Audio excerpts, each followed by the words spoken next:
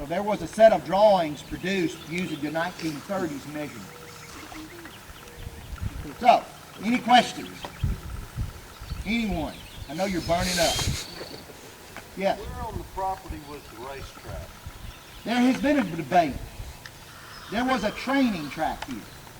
As far as I can find out, there was never a race held here. Oh, really? Right. The races had to be in places where they would draw the big crowds and the big money. So these are big, big things. There was a racetrack in Memphis. There was a racetrack in Huntsville. There was a racetrack in Nashville. And it's because of his Tennessee connections. His nephew, Thomas Kirkman, lived in Nashville. The stallion Glencoe lived here. The stallion Leviathan lived in Nashville. And it's because of that connection that most of those races were held there.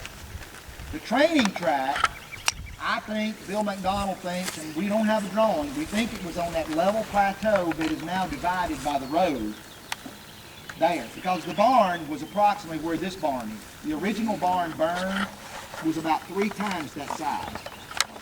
And we think the track was there. The reason we don't think the track was down there is because of the floodplain.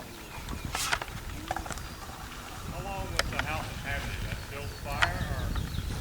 I was born, I was not born here. I lived here until I was 3. My great uncle inherited it from his father, my great grandfather. And he lived here off and on when he was in town. He was an engineer that lived in Birmingham, who your dad knew very well. And he owned it when it burned, but it was a museum. It had already been turned into a museum. But no permanent resident was here probably for the last, I'd say since the mid-50s.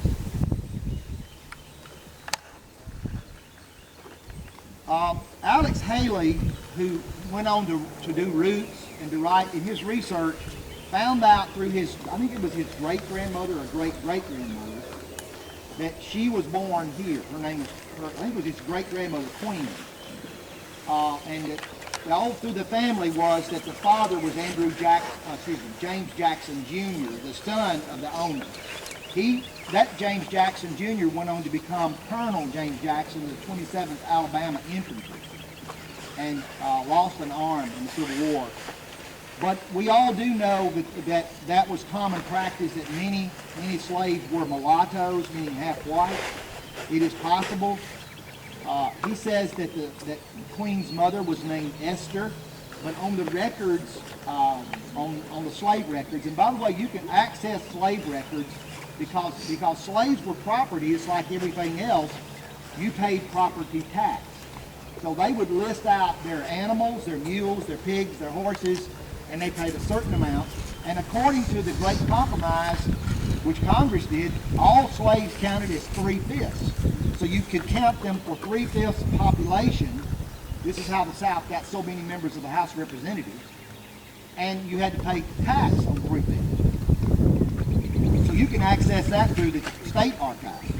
But there was no woman named Esther. There was a woman named Easter. Now, it could have been easily misspelled. There was a woman named Easter. And in the 1850s, which Queen would have been here, he says Queen didn't leave the Forks until the Civil War. And as a late teenager, she's not even listed in the 1850s by name.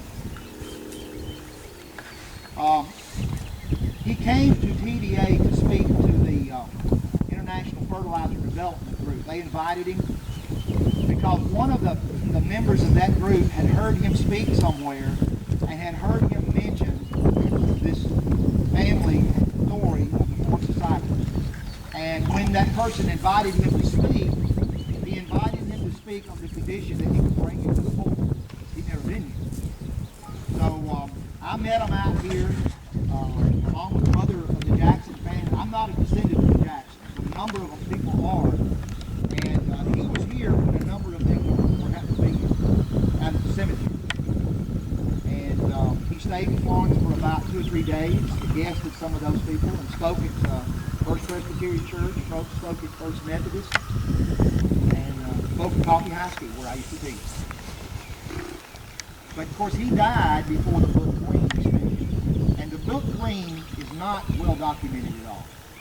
In fact, it's poorly documented historically. And it was this made it to a TV movie. So, was it true? It's possible, but factually, it's very hard to do. In fact, to support. Anybody else have questions? Which families are direct descendants of James Jackson? Some of the Ulan Red Sr., I think he's actually Ulan Red the third. Used to own Florence Lumber. And Craig's family. Ben Craig is a descendant. Ninon Parker in Tuscumbia, her family. They're descendants. There's about, and there are a lot of descendants in the country, around the country, and they have a family trust. And that should be a good point here. It is because of the Jackson family descendants that these columns are still standing. They formed, along with Robert Red, who used to be at South Bank, they formed a corporation called the Forks of Cypress Corporation, and whose purpose was to collect money to keep and maintain this site. So this is now on the National Historical Register. Nothing can be done to it. Nothing can be built here. All of the columns are intact except the one that fell the night of the fire. One of the chimney fell outside and took it out. They spent $100,000 preserving what you see. They brought in a company from Nashville. I believe part of the company came from Charleston, South Carolina, because in Charleston they're real big on preserving old structures. And they did some research on the mortar and found out the formula, and a company in Holland manufactured the mortar to the same specifications, and all the mortar is the same mortar that's put into the house of reading. They capped the columns with copper so that no water gets inside. The fire is what broke off the edges of the column bases, and you'll notice, like the columns here at the very front, they've now come back in with an epoxy and have remanufactured these curvatures. It's expensive. It takes about $5,000 to $7,000 to do each column. So as money is collected, they'll do another column.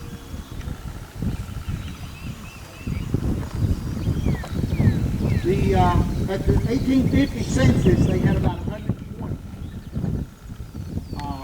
In 1860, which is a Civil War census, pre-Civil War census, I think it was like 115 to 18. And then after the Civil War, in 65, they did another census for population to find out. This is how we know how many people were killed in the Civil War. Close. Of course, that because of emancipation, none of the slaves are listed on the 65 census. But we think some of the slave cabins probably went that direction toward the Big Creek, but there's also evidence, some of the material we have found throughout the years, that there were some cabins going in this direction toward the Little Creek, toward fresh water, on high ground. Anything else before we go to the cemetery? Did this play any part in the Civil War? Both armies occupied this house, occupied these grounds. As far as we know, Mrs. Jackson was not molested. There were some things taken, of course, mainly horses and other animals. And because of the reputation of their horses, Thomas Kirkman, the nephew who owned them, moved them to Kentucky. And this is why Kentucky is called the thoroughbred state. There are a lot of us who believe that today this would have been here. Alabama would have been known for thoroughbreds. But Kentucky, because of being a neutral state in the war, the horses were able to survive.